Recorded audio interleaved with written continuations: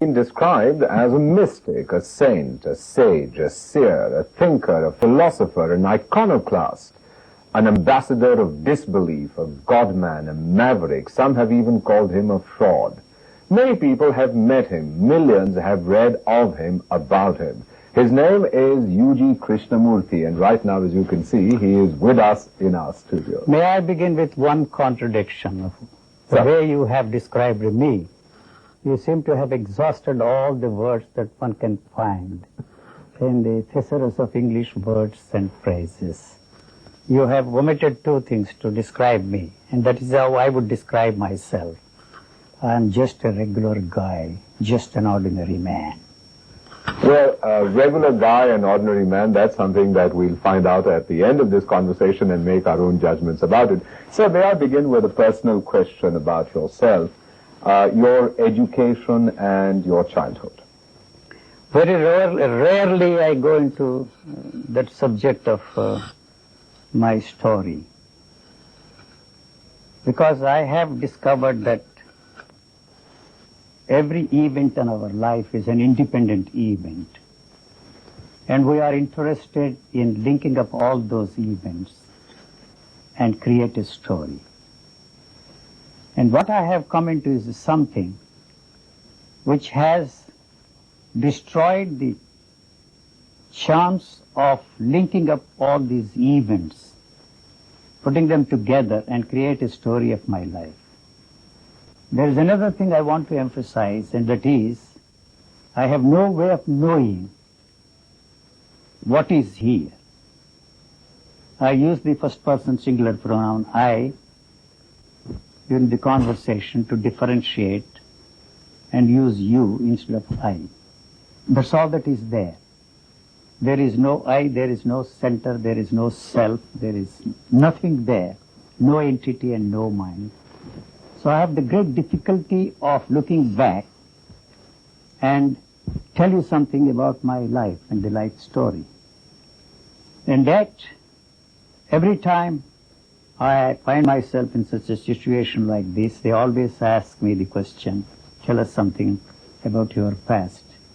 My difficulty is that where I am and what I was are two different things. There is no way I can link them up and tell you that was the story of my life before whatever happened to me happened.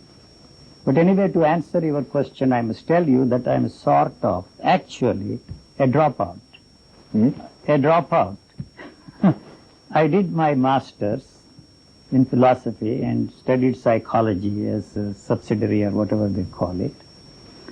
And just before the examination, I decided I have been a damn fool studying all these things. I don't see any mind. What the hell have I been doing? And secondly, at that time, I inherited a lot of money from my grandparents.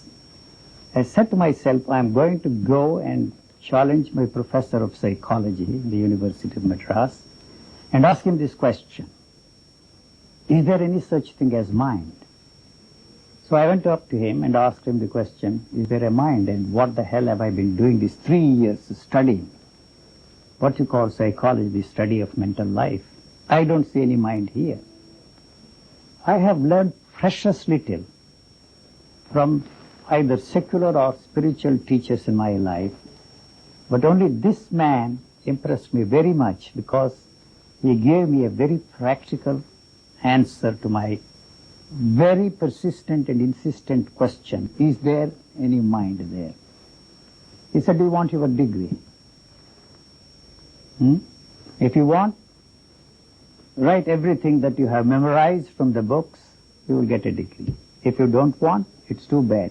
You have completed your course, please write something and you will get a degree. And then I told him, I have come into a lot of wealth.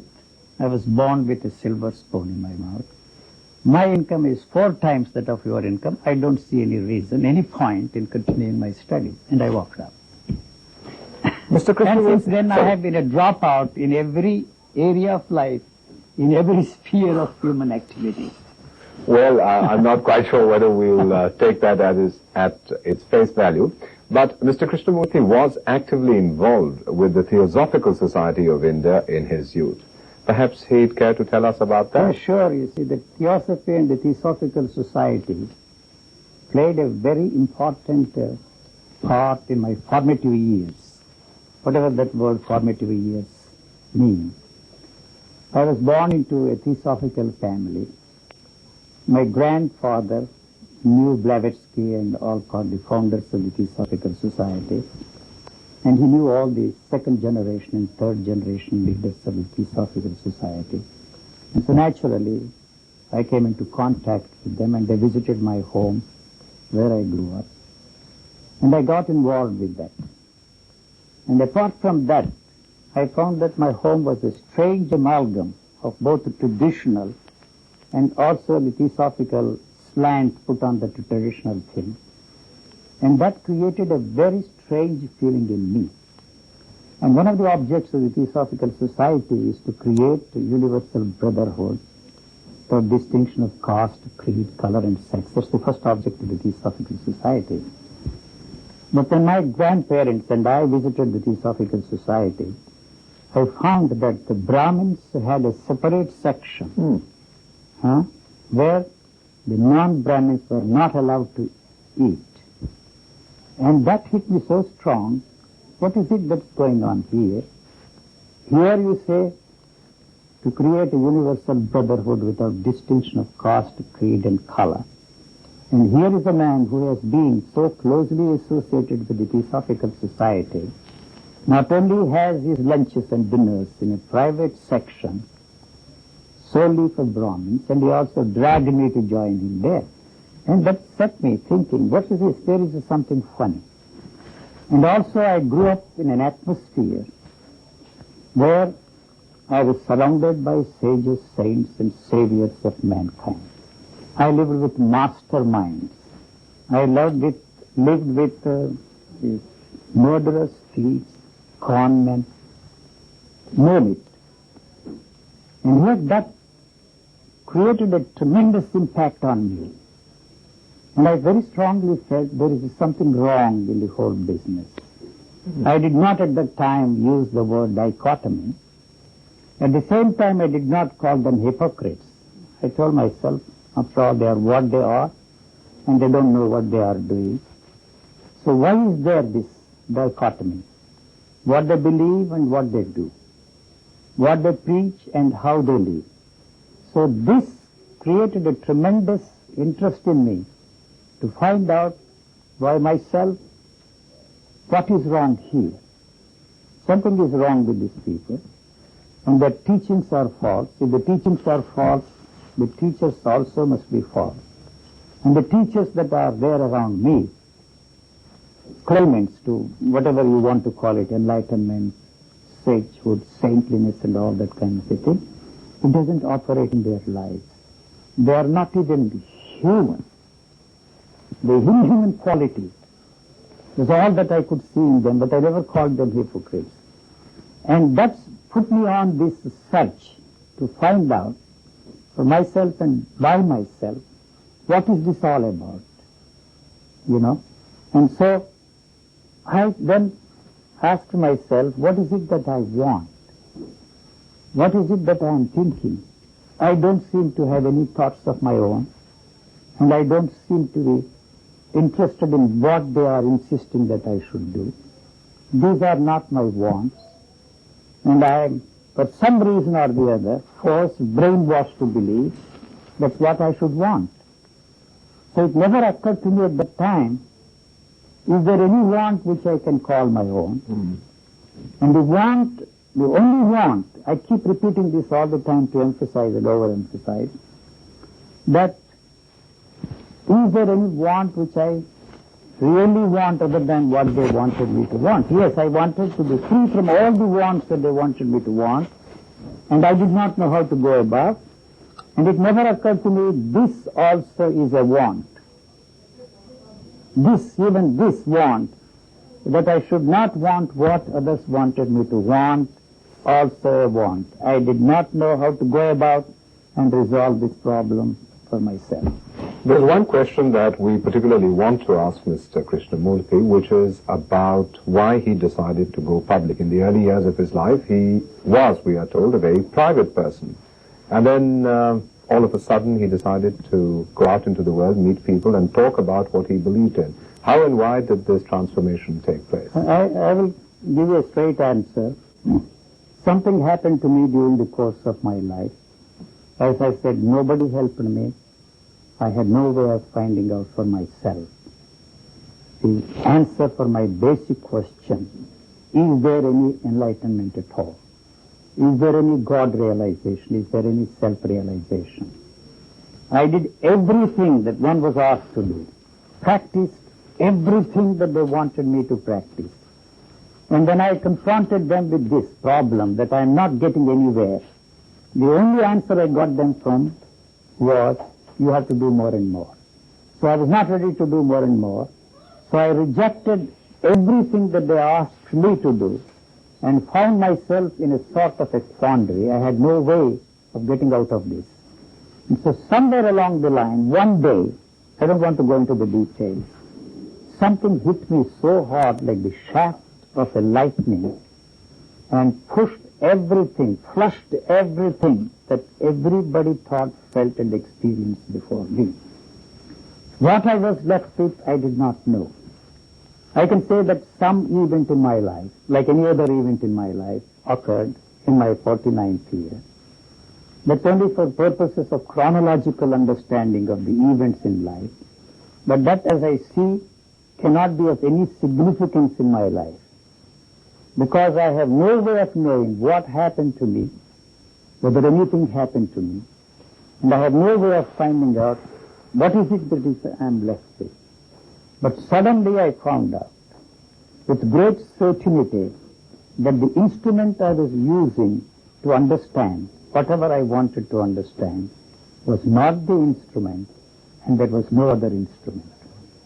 So that hit me so hard that there is nothing to understand. It was not a logically ascertained premise, but that hit me so hard that I found myself in a situation where I discovered that there was nothing to be free from, nothing there to be changed, nothing there to be transformed. What I left with was only the physical organism with an extraordinary intelligence of its own, which was not interested in learning anything or knowing anything from what culture was trying to impose on this living organism. So I saw no mystical content to whatever happened to me, no religious content to whatever happened to me. So when people started coming to see me, I tried to put across in my own way whatever happened to me. And naturally, all those who came to see me were religious buffs of all shapes, sizes, and colors. And they were all spiritual aspirants, despite the fact that I asserted over and over again that whatever they are interested in is really the thing that they are not going to get. The conmen, the thieves, the murderers have as much a chance, if not a better chance, than all these spiritual aspirants put together. That statement of mine was so revolting to them. Many of them decided to ignore me, but that doesn't matter. As I said, thousands of people have crossed the portals of my residences here in India, United States, Switzerland, and lately let me complete it. So then I decided that there is no way they can understand what I am trying to put across. So that's all that they can do, to interpret and translate whatever I am saying. So why not I describe this to some entertainers there in the United States, the talk shows or whatever they're called. They were not really interested in what I was trying to say. They were just interested in trying to put across to the audiences out in the open. So this thought that I should express this in clear, unmistakable language, that there is no way they can understand what I am trying to say, and the emphasis that there is no religious content, there is no mystical content in whatever I have come into. So then I decided to try this. Since then I have been on television there in the United States and Australia, and this is the fourth time I am on Doordarshan. We described you a little while ago, and you have been described as so many things, as a sage, a seer, a mystic, a philosopher, a thinker, an ambassador of disbelief, etc., etc. Which one is the real you? Who are you? When you look into the mirror, who looks back at you? I don't recognize what I am looking at. If somebody asks, I never ask myself, who is it that is there in the mirror? And you'll be surprised at how many portraits I have in my collection there, because every time they take a photo, they send it to me. And as a rule, I reject all the photos with a smile, because I never smile at myself in a mirror. I don't arrange, you see, any particular angle to look different from what I actually am. And so even when I am shading, the eyes are focused on the movement of the razor, but never do I see the whole picture in the mirror. One last question, Mr. Krishnamurti. In 100, 200, 500 years from now, how would you like to be remembered? I wish people would forget all about me. I tell very often, when the time comes for them to burn this body, I don't know when I will die, and I'm not interested, you should burn all the memories you have of me along with this body. That would be the greatest service that you could do to your friend. And if at the end of this conversation you're as baffled as I am about who U.G. Krishnamurti really is, well, that's the way it was meant to be. Thank you very much, Mr. Thank you very Krishnamurti, for much. being with us in our studios. We've enjoyed it.